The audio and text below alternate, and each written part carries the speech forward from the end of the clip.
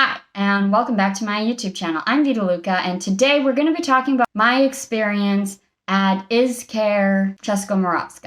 Okay? We're going to go right from the very beginning. So we had to be at the hospital for 7:30 in the morning. My husband and I arrived around like 7:15ish. Like we got there early because it was relatively close to us and it was a better option than the public hospital, which was going to be outside of Prague in a whole different city. So this one was still in Prague. Really easy to get there. It was near the Českomoravska metro stop and near the O2 Center. Like it's right next door to the O2 Center. We went through the main reception. They told us what floor to go to. And then we tried to check in with the receptionist on that main floor. And she was literally the rudest person ever. Like, you didn't need to understand Czech to know that she was being a complete beep. Like, I am not kidding you. She was so rude. And she was just like, because we lined up, because she had somebody, we lined up behind them, and she was like, just go sit down. And so we're sitting down. My husband, because he's becoming like me, he's like, asking people, he's like, where do you, like, have you guys checked in? Do you know what we're supposed to be doing? Like, what the hell is going on? Like, why isn't she helping us? Have you guys registered? Like, do you know what's happening? And then at that point, she just yells out to everyone, fine, I will start calling you all by name. Because she didn't have a system. She was just like randomly taking people when she wanted to take them and then taking others when she wanted. Like, it was a mess. It was a mess. It was an absolute mess about how she was running this show. And how she was behaving at 7:30 in the morning. Because I'm like, I don't have the patience to be dealing with this BS that's happening from this nurse. Or receptionist, whatever she is. So, yeah, eventually she starts calling people by name. And then she calls us. We get sorted. I asked for a private room, which costs 2,500 crowns. And it's this much in USD and Canadian.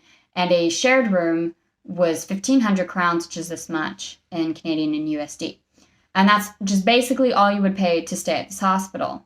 Though I do have a nurse that I thought she was trying to charge me for my sling that I was wearing, but I completely did not understand her, and she did not speak English at all or really understand English, and I don't know why they sent her to ask about it. And when I asked other nurses later, they were just like, we'll deal with it in the morning, we'll deal with it in the morning. And then, of course, we never did. So anyways, going back to that. So after we dealt with that, we ended up having to go over to where the nurses were that were taking all the paperwork, essentially filling out their parts of it. And then you'd have to like talk to them and whatever to make sure that you're okay and you're healthy to be going through with the surgery. And like I mistakenly told them when they asked me if I needed like a sick note for work, I said, potřebuji práci. Which I think is funny. I meant pracovat, so I meant like I need to work. But I totally said that I need a job, which I think is hilarious now because my husband was like, no, that's what you said. And I'm like, oh, that it makes sense why everyone was laughing because I just thought it was funny. Like, no, I need to work. Ha, ha, ha. But then the fact that I need a job, I'm like, yeah, that's hilarious. But I have a job. Yeah, we went through that. They weighed me. They didn't take my height or anything, but they weighed me, made sure it was my right shoulder. We signed off on a lot of papers. There was stuff that I didn't fill out because it specifically said in all the documents, I printed them all out beforehand and I Google translated them all to make sure that I was understanding absolutely everything in them. And they always said, like, only sign this if the nurse has explained everything to you. They never did.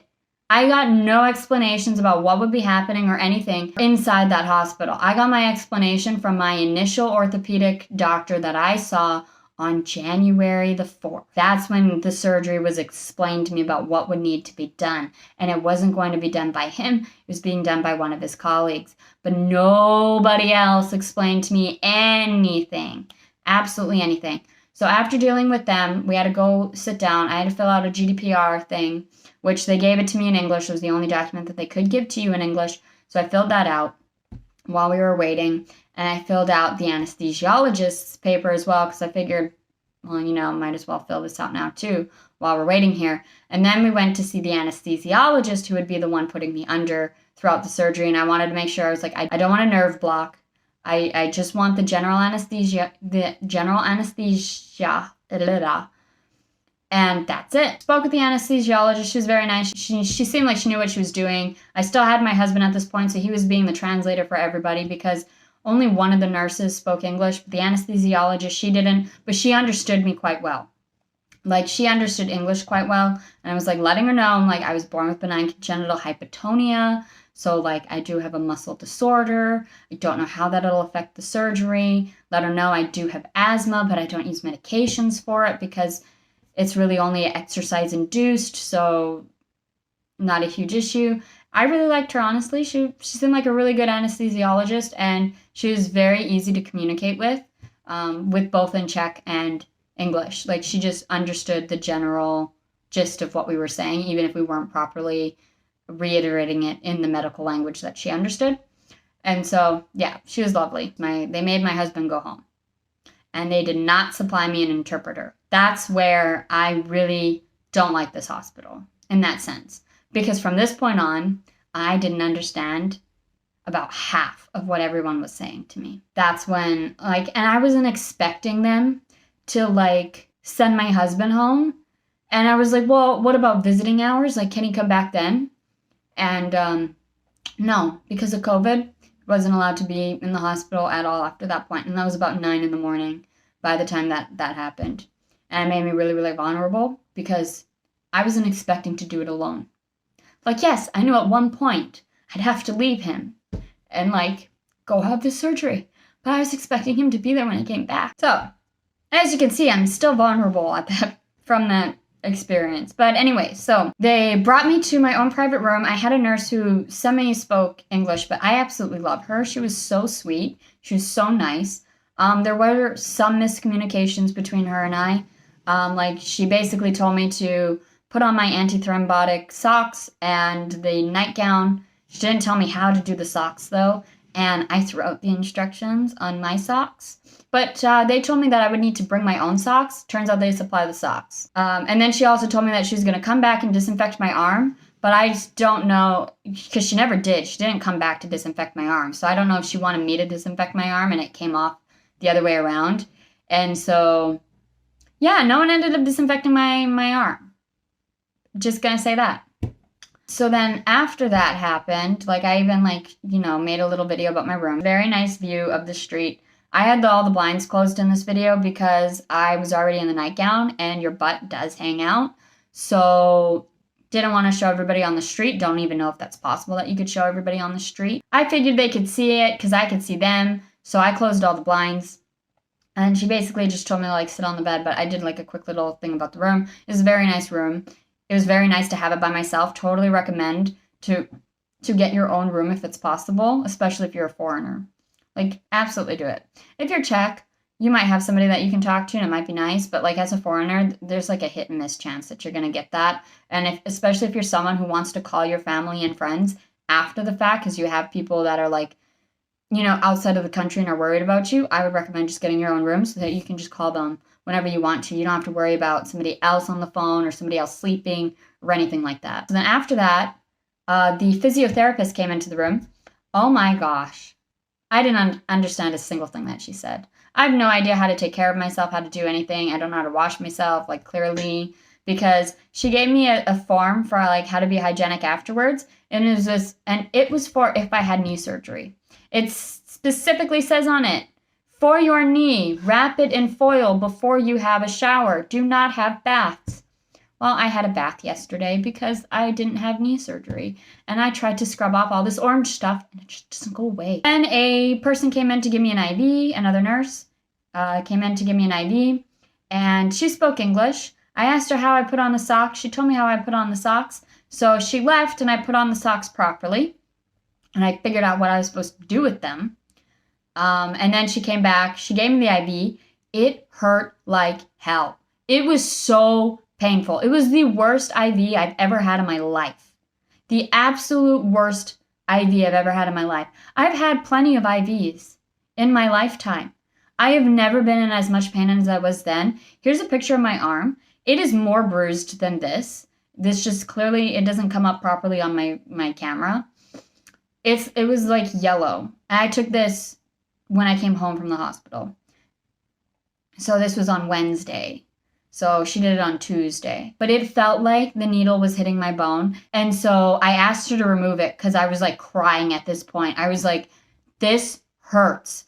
And like I couldn't properly say, like express that to her in a way that she understood. Because she was looking at me like, I don't get what you mean. I'm like, I'm saying like this hurts a lot. It's at a pain level of 7. I'm like, this is a 7. Is this supposed to hurt this much? And she's like, no. It wasn't coming across. So she removed it, and she had somebody else come in to give me a new IV. And they also gave me a soothing pill, which sucks because that soothing pill made me feel like crap. And anyways, they made me take the soothing pill before they gave me the IV. So that's what I'm saying. They could have like made this that it was all in my head. I have no idea. The next person put it in so much better than she did anyways. There was less blood. This lady had blood on her gloves. I have never seen that. I had blood on my arm. Like there was a lot of blood in the first one. And the second one, she just did it much better. So I don't even know what was happening there, but there was a lot of blood. Not like a lot, like it was a murder scene blood, but like more than normal. Like she had blood on her gloves. I had blood on my arm. And this was before she removed it. So like just the initial insertion just did not go well. And I have nice veins, which is what the other one was saying, because she also spoke English. She was like, you have very nice veins. I don't know why this hurts so much. I'm like, I don't know why. I'm like, I think she used this vein. Can you please use this one instead? It's at a nice softer area in my arm. It's normally where all my IVs go in. And it just feels so much better. Like it's just much more comfortable. I'm like, can you please use this vein instead? Second I went in, it felt much better. It was like maybe like a 2. It was like pinchy, whatever. And she's like, don't do this. Whatever you do, don't do this.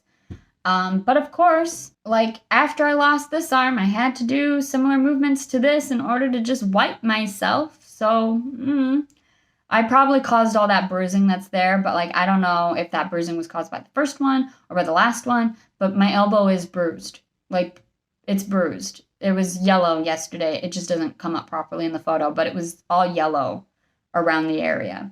I called my husband. I could feel the soothing pill kicking in, which I did not like because it made you really drowsy, made you want to go to sleep. And that's what like the lady told me. She's like, just go to sleep. And I'm like, I don't want to go to sleep though. Like, probably 10 minutes later, the nurses come in and they're like, it's time to go. And I was like, okay. So I text my husband. I'm like, okay, I'm going. I think this is it. I'm going. And so then they transported me to a different floor. I got to meet a cool Cuban guy. That was pretty neat. He was very nice, spoke English. And yeah, we got to bond a little bit about being from countries that start with C, which Czech Republic does too. But anyways, yeah, he was pretty cool for the very short interaction that I had with him. He like helped me transfer onto a different bed. He seemed very nice. He asked me where I was from. I was like, Canada. And he's like, oh, I'm from Cuba. And I'm like, oh, that's super cool. And he's like, do you speak Spanish? I'm like, I wish I spoke Spanish. We could have had a really nice chat. Anyways, yep, so then they put me in a room. They had a few people come and just ask me like specifically what shoulder was being worked on, like very, very minimal questions. But by this point, I was just telling everybody that I just don't speak Czech. Like, I don't speak Czech. Like, don't bother. And so sometimes they would just like come and be like, I don't know. I would somehow understand them with body language for what they were looking for. And I'd be like, it's this one, whatever. Answer them. And then I saw the doctor for like 2 seconds, the orthopedic surgeon, for 2 seconds. And I asked him to call my husband after. And he's like, well, I don't have his phone number. And I'm like, the hospital does. Can you please call him? And he was like, okay. Everybody was just looking at me. And there was the anesthesiologist holding oxygen over my face. And then the last thing I remember is the doctor going, Dobro noc. And I'm like, Dobro noc. And he's like, oh, you understood that. And I was like, well, duh. So I remember going out. And then I remember being slapped on the face. I don't know why Czechs do this to wake people up, but they do this. So I could feel that. And then I started dreaming a little bit. And then I woke up and it was all done. And that's all I remember from that. Like, there's nothing in between. I was up. I was like this, looking around, trying to get the anesthesia to wear off faster. And like when I came out, I was like, sem zima, and so they put a heater under my blanket, and I like heated myself up, and then they came back to ask if I was okay, and I was like, yep. And I asked them then, I was like, zavolejte můj manžel, here's the phone number. So they called my husband for me, and I bet at that point they were like, dang, this girl speaks Czech when she comes out, and she's not Czech. Like, you could tell by my name, I'm not Czech. They told me that I'd have to be there for an hour. When they'd come back again, I'm like, can I get up? Can I walk around? Can I do stuff? And they're like, no. And I was like, great. Okay, fine. I'll just lay here. So I don't know if an hour actually passed. It was very, very fast though, so I imagine it didn't. And they just sent me back to my room early because I was up and awake. I was sitting up. I was moving around. I was trying to like get other areas of my blanket heated up so that my top half warm up, because like my legs got really hot, but my top half was still really cold because I was shivering, like downright freezing. Then eventually they transport me back up to my room. I was there for maybe like 30 minutes before the doctor saw me, which I was still slightly high. I felt great though, but I was still slightly high. You can hear it. You can see it in my priorities.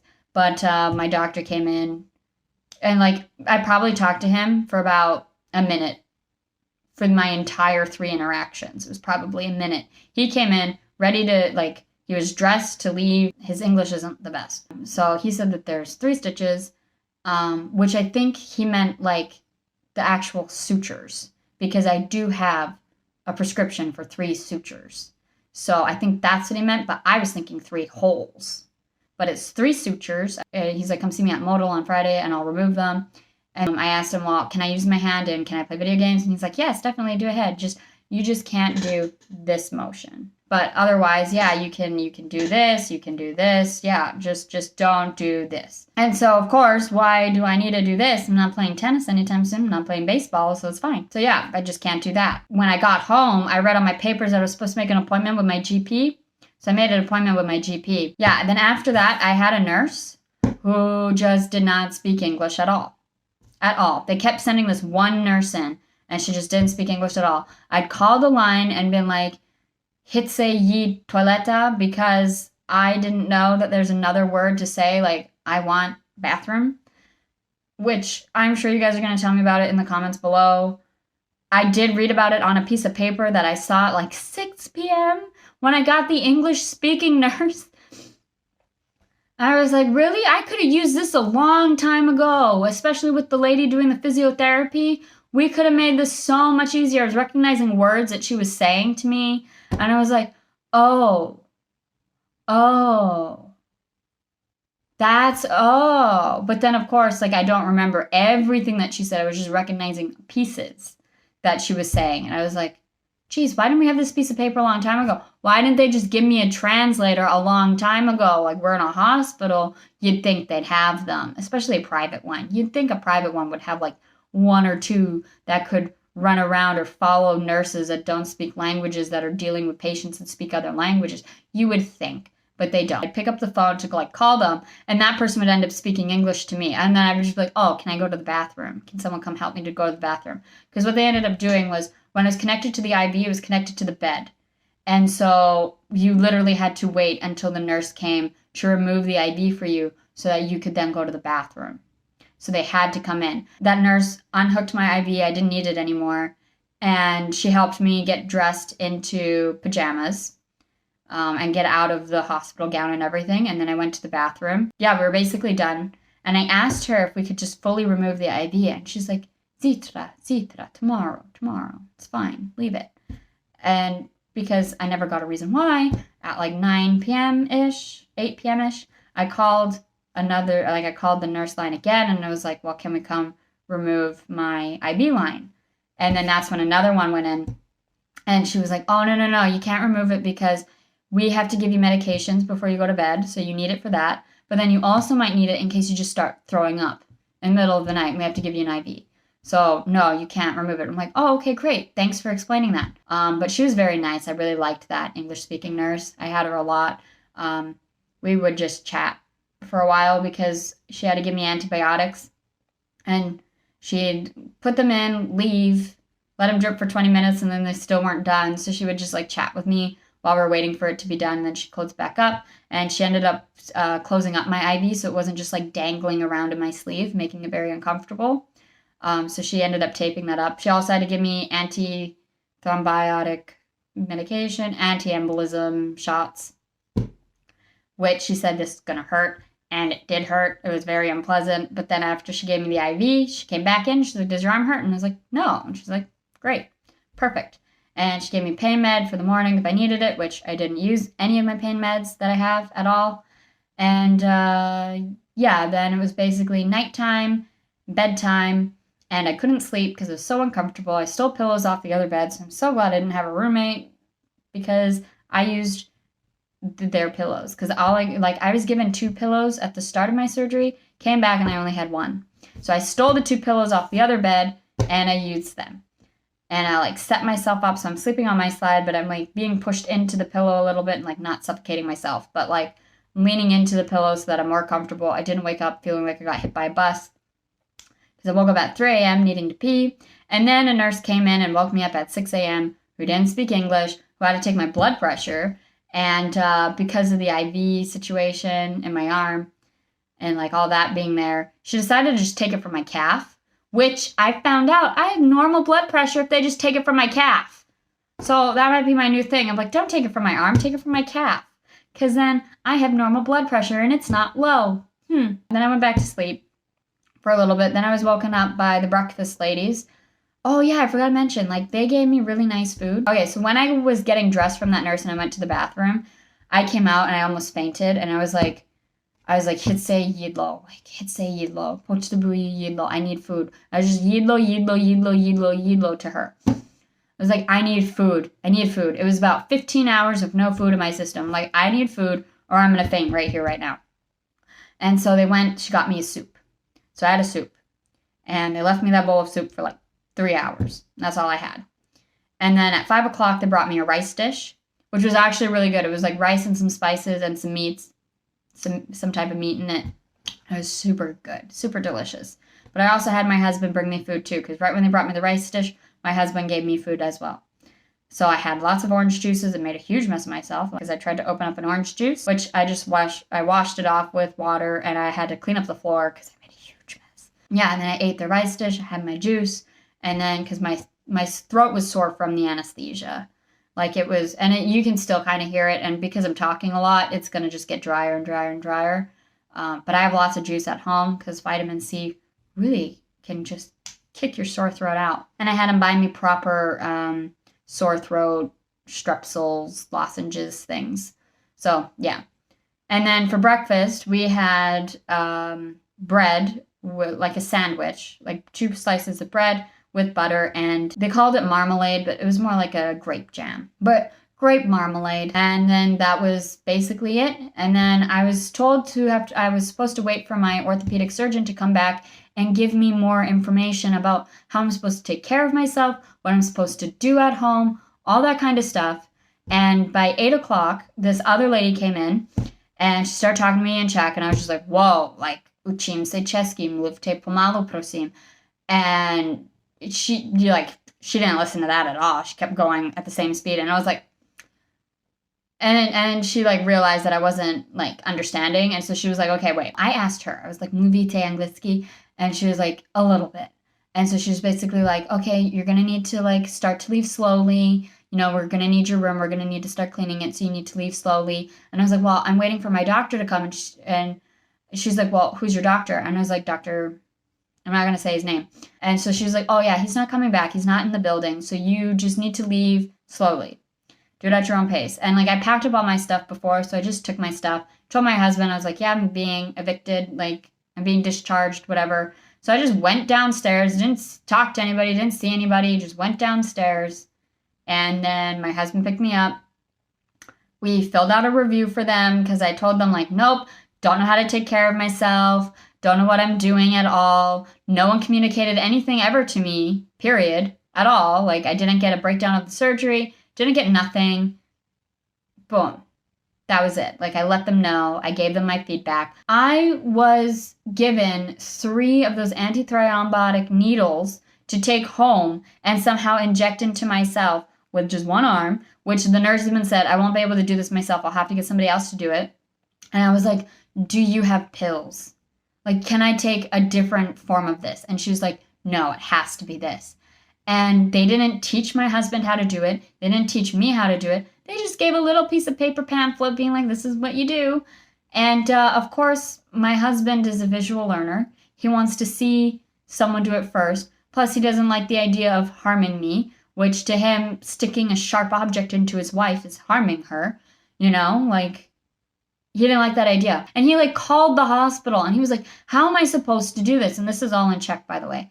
for his side. He's like, how am I supposed to do this? And the nurse is like, well, it's easy. It's easy. You just do this. It's easy. And he was like, oh, let's talk about something that's easy. Programming is easy. You just do this. Can you do it? And she was like, no. She's like, I'm sorry. She apologized. She's like, let me go and see what other options we can do. Because I was like asking my Canadian friends, but it's like 3 p.m. for them when it's 10 p.m. for us. So it was like during their work days still. And they were like, well, no, we can't really like help you or watch because like we're at work. But I was like trying to talk to them beforehand. I was like, please, can you like walk him through it? How is he supposed to do it? And like my one friend, she's like, we'd have him practice on a sponge before he has to stick anything in you. Like, that's insane. And they were both working, so they couldn't do the supervision themselves. So I was like, please, Canadian Medical, can you just send a doctor? So they sent a GP. She showed my husband how to do it. He couldn't do it at that time. And so she did it for me because she's like, it doesn't really matter if you get it now or if you get it at 10 p.m. Like, it's going to be fine as long as you get it. That's all that matters is that you get it. Don't have to do it at exactly 10 p.m. It's not that big of a deal. So she did it then at 5 p.m. And then the next day he did it on his own. He did it. It felt a lot better than hers. And then, yeah, we've just been home. Everything's been fine. But honestly, I do not think the public system would have been any better. I think if I were to have gone to the public version that I was given the option to, I would have had less nurses being able to speak English. So it would have just been more communication that would get lost in translation. I don't think they would have provided a translator. I still think they would have sent my husband home. Like, I would have had the exact same doctor. So that whole situation that I had with the doctor would have been the exact same, public or private. Like, that didn't matter. That was the doctor himself. He's always just, like, to the point. Yeah. That whole, the doctor situation would have been exactly the same. I think the nurses just would have been less likely to speak English. That's why I don't say, this hospital situation was so bad. But there are definitely, pieces that this hospital can pick at to improve themselves and be better. Definitely. There are definitely things. And I would still recommend them because it's yes, even though I had this really weird situation, there's lots of things that I don't know how to do because no one properly explained anything to me. Things that they could communicate better. The hospital was very nice, very lovely, it was very clean. It's been nice if I could have a translator. That's the only one thing that I would really want for that hospital was that if it would provide a translator or a few translators for any foreigners that might come in who speak other languages. I think that would be extremely beneficial. I have never had an English-speaking nurse at any of the public hospitals that I've been to so far. It was always just English-speaking doctors, and the nurses haven't spoken English at all. Well, the doctors do, and my doctor does. It's just, he's just, boom, out the window. And because I had him the entire time, it wouldn't have changed the situation whether it was public or private. It really wouldn't have. And so the nice thing about the private, though, I had a really nice room. It was relatively cheap, 2,500 crowns. It's nothing. I was telling my American colleagues about it, and they were like, oh my gosh, it's amazing, $100. I'm like, $100. That's it.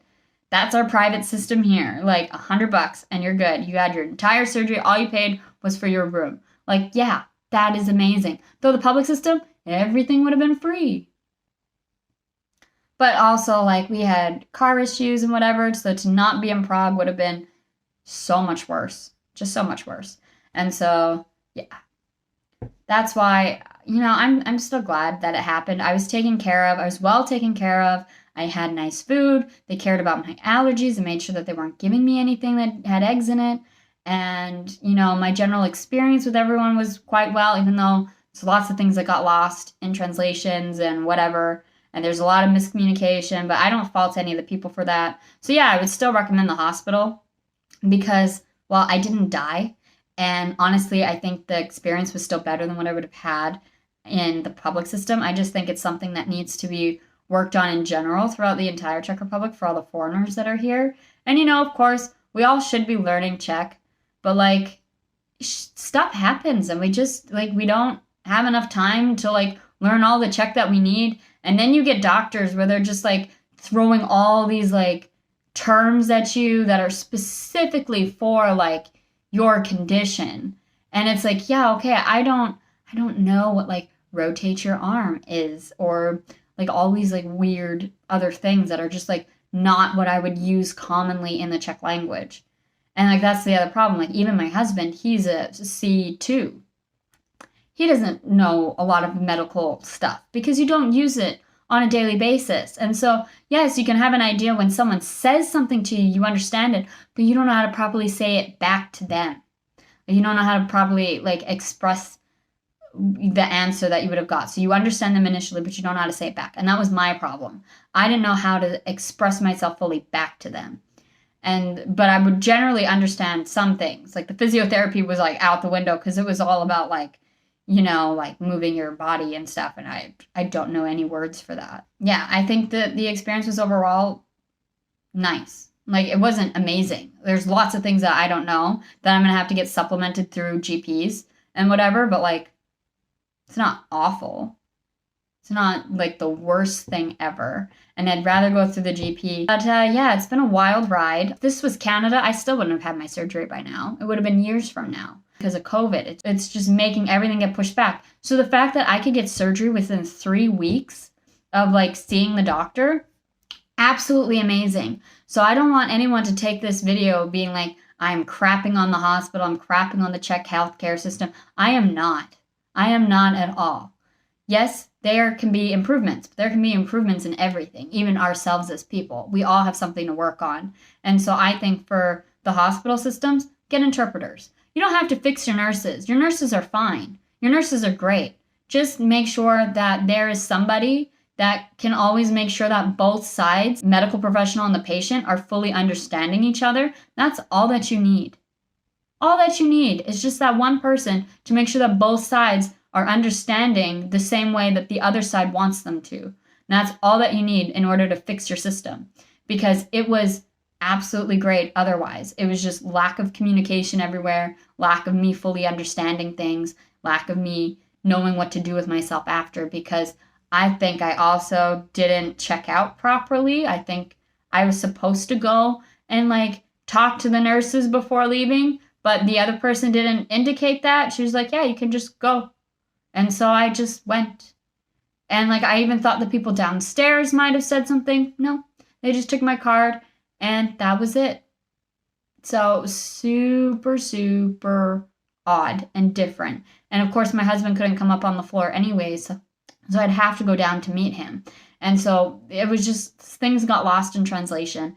And, you know, having an interpreter would have made all of that so much better. And so that's where we're going to end this. See you guys in the next one.